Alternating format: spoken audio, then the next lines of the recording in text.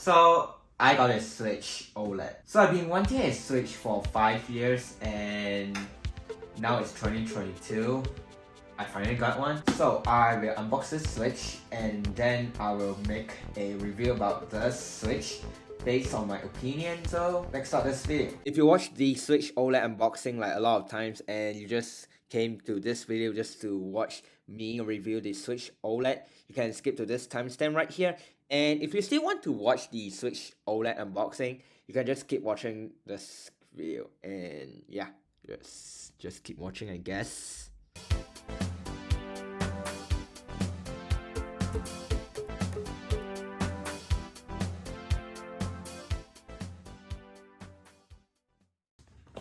So we got a Switch OLED. I got in white. You can see right here. There's like the Switch branding. There's this thing like it shows what it can do. You can put it in tabletop mode, which there's this thing right here. I forgot what it's called. You can put it on a TV or you can use it as a handheld. And this is Joy-Con. So Nintendo Switch OLED model, 7-inch OLED screen, and it has 64 gigs of internal storage. It came with a new dock, which it has Ethernet port and a redesigned adjustable stand. Look at the bottom here. This is for the Malaysian unit, which basically from Microsoft. So let's unbox this thing now. Alright, so you gotta do this and do this.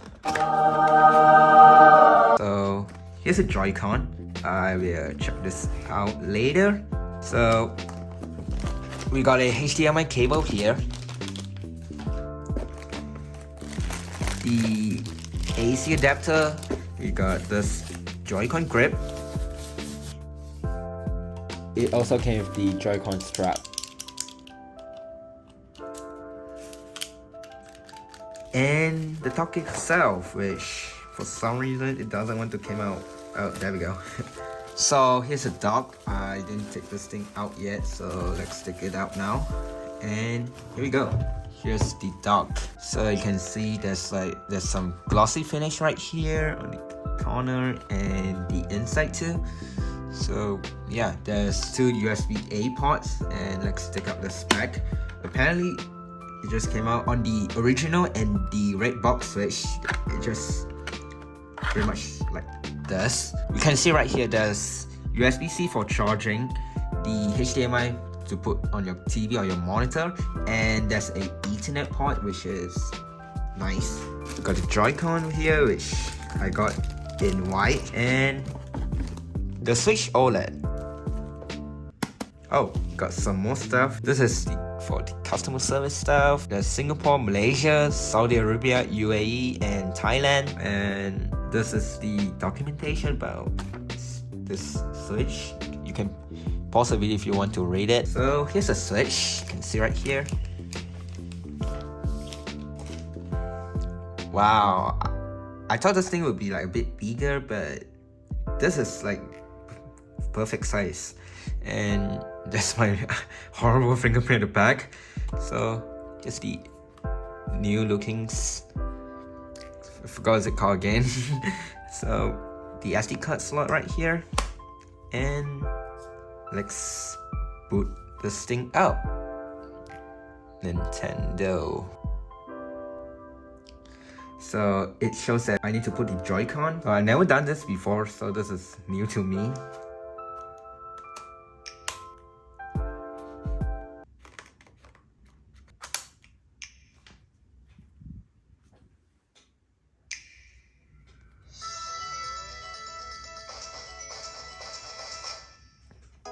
Wow, this thing boots fast. So I gotta set this up. There we go. It's set up. Now I'm gonna do all this stuff and I make a review. So I've been using my Switch for 2 weeks exact today, and I'm going to talk about the good stuff and the bad stuff about the Switch. So people buy a Switch because you can play while you're at home.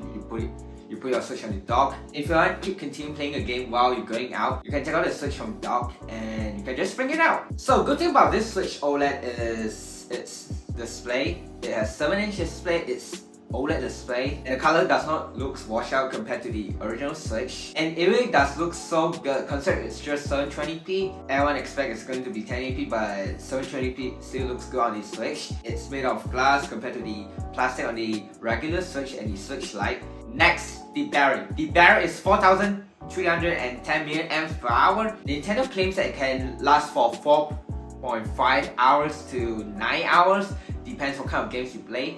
I play Fortnite most of the time, so from 100 to 0% I can play Fortnite roughly around 4 to 5 hours. I think this is good considering that the other portable device that I use to play on, which is my Samsung Galaxy S10 Plus, I only get like 2 hours on that.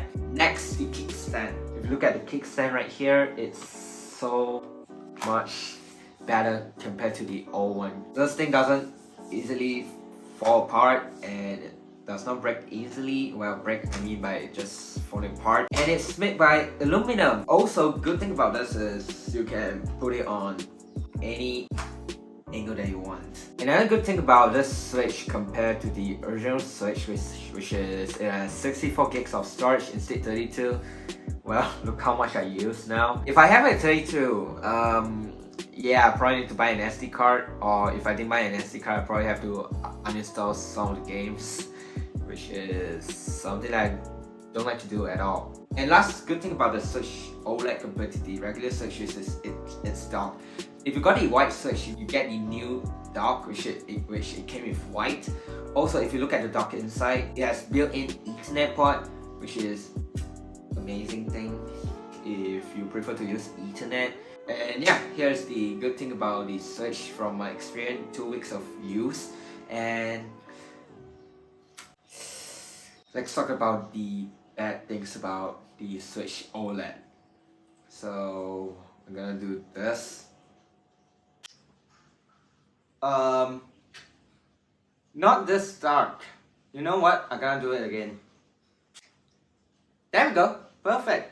So the bad thing about this Switch is earlier I say the screen was made of glass. It's made of glass compared to the plastic on the regular Switch and the Switch Lite.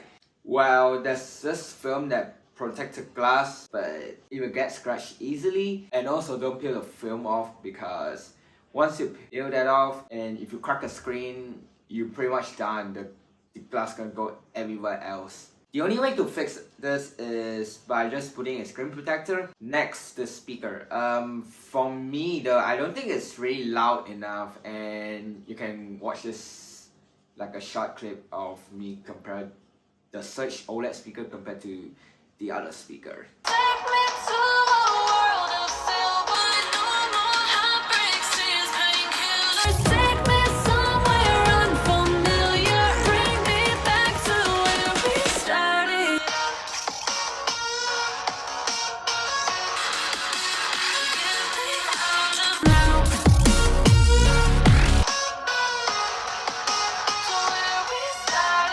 I don't think it's loud enough, but at least it's better than the regular Switch, because the regular Switch uses the 3DS speaker while the OLED uses a redesigned speaker. Here's the regular Switch and here's the Switch OLED. Another thing I don't like about the Switch which is the game card slot cover. Well, someone like me, I sometimes have a short nails and it's quite hard to open the slot cover.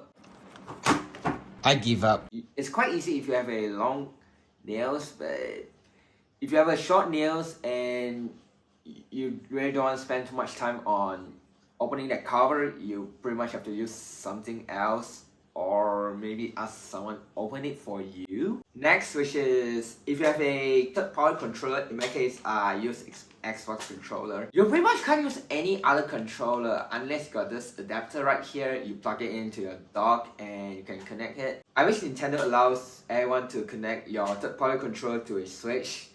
That would be so much better. Last, which is the Ethernet port on the dock.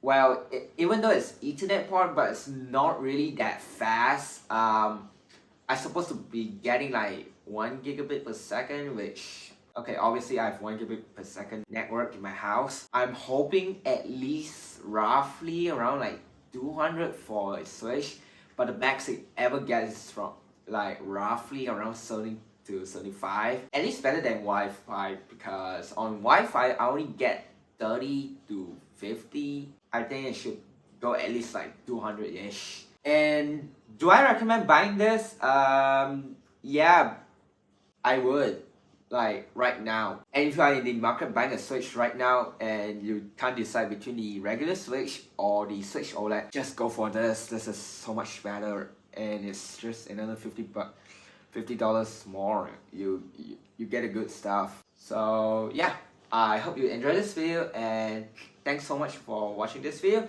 So you can watch any of my videos right here, and yeah, bye. Oh, by the way, since you're looking at this, you might think I'm playing a game. Well, I'm not playing a game. I'm just pretending that I'm playing a game. Well, yeah.